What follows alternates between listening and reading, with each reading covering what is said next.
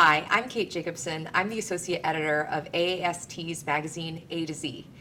Today, in our edition of Sleep Spindles, we'll be talking about how technology is affecting the sleep care field and medicine in general. Joining me are AAST board members Michael Eden and Laree Fordyce. Thank you so much for joining me today, guys. Obviously, technology is changing everything that we do. How have you guys seen it affecting how you're caring for patients in the sleep lab? One of the things that that I see for sure is that with telemedicine, we're able to reach a lot more patients, especially those that live in rural areas or that are very, very remote, or if you live in a big city and it takes you 4 hours to get in to see the sleep specialist. So I think from that perspective, we're able to see more patients that way. Yeah. Mm-hmm. I think to go along with what Laree was saying, access to care has always been a problem. But I think also education and awareness of sleep medicine has increased over the years with technology. People are coming in to the sleep clinic saying that they have wearable technology that they've used that has determined that they have a sleep disorder or they're concerned about their sleep health. So with the education and the technology field, I think it's driven people to come and seek out help a lot more. Especially with telemedicine, like you said, people in rural areas. I know you're both from Canada, so there's a lot of areas, I'm sure, in Canada that don't have sleep specialists. Do you find that more and more people are reaching out or accessing that kind of information because they're now able to, and there's just a heightened awareness of sleep disorders? I think, that's one of the things. I think also, as, Michael said, that more people, are being asked, how do you sleep? Or, they have their iWatch on and it says, oh, you only slept for 5 hours. They're like, oh, now I'm worried. I'm going to go see my doctor about it. So those kind of things, I think, definitely play a role. Yeah. Telemedicine in rural areas, I'm from Ontario, and per capita, Ontario does more sleep studies than anywhere else in the world, and a lot of it is driven by telemedicine because now you can actually have a nurse practitioner or a nurse in the room that can take any of the readings that they normally would do with a physician, and the physician can be remote in their home or at a satellite site. So it's increased the access to care. On the other side, though, I think that sometimes it has reduced the level of care because they don't have the one-on-one interaction with the sleep physician.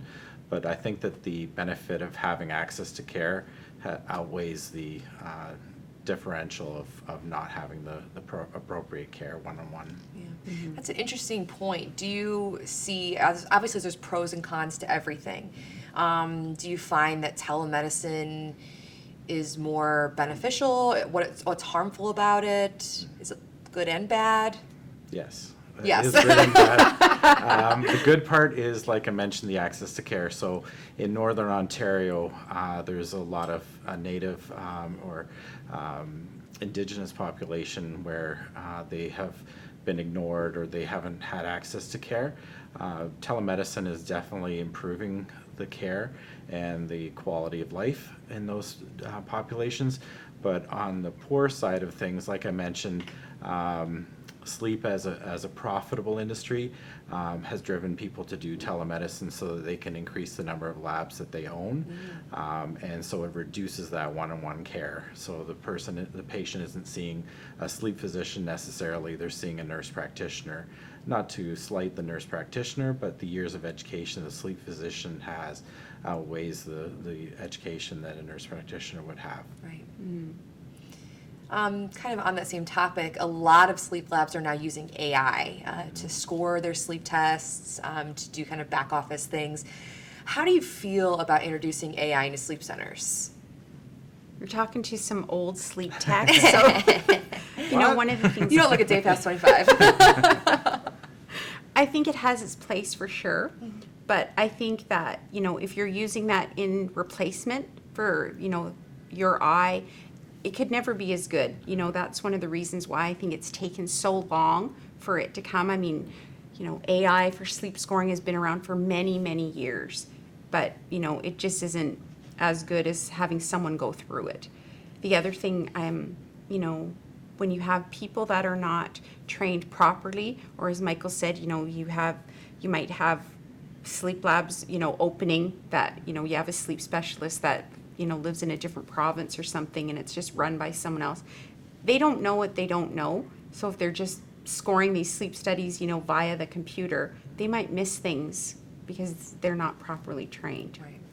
Right, and to go along with what Laree mentioned, there are pros and cons to everything, as we said.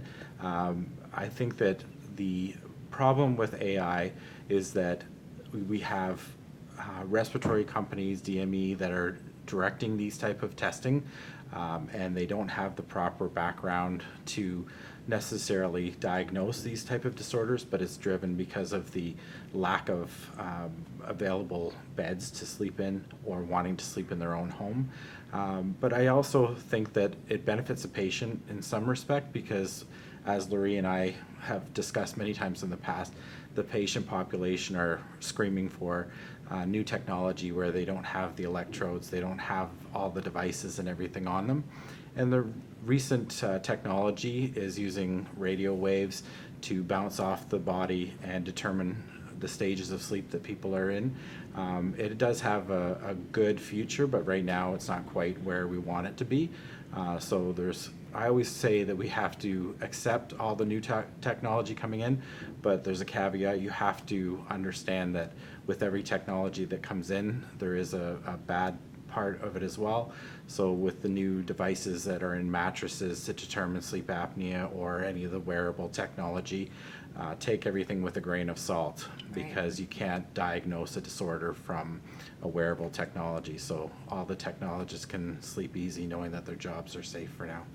And I think it boils down to these are great tools to use to access patients or to streamline some processes in sleep centers. But at the end of the day, it's the sleep technologists, the human beings that are the people who are really the experts that can help find that good care for you. That's right. On the flip side too, that there are, I have done work in other parts of the world and they don't actually have, trained physicians or trained technologists. So in that aspect, if you have this algorithm that was built, by using technologist scoring or, technologists being able to hook up someone, then in some, respects, then that would be better than Right. having an untrained person just going in and trying to run this PSG and then analyze it. Yeah.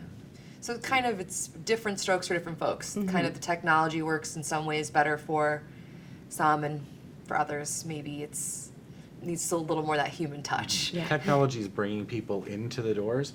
What we do with those patients is the important part. Yeah. And I do primarily pediatrics, and so when we look at sleep, we haven't really come a long way when it comes to pediatrics. So when we look at automated scoring, it hasn't been too successful in that. When we look at home sleep testing, it isn't validated in pediatrics. So on that front, you're still going to need the human touch. Right.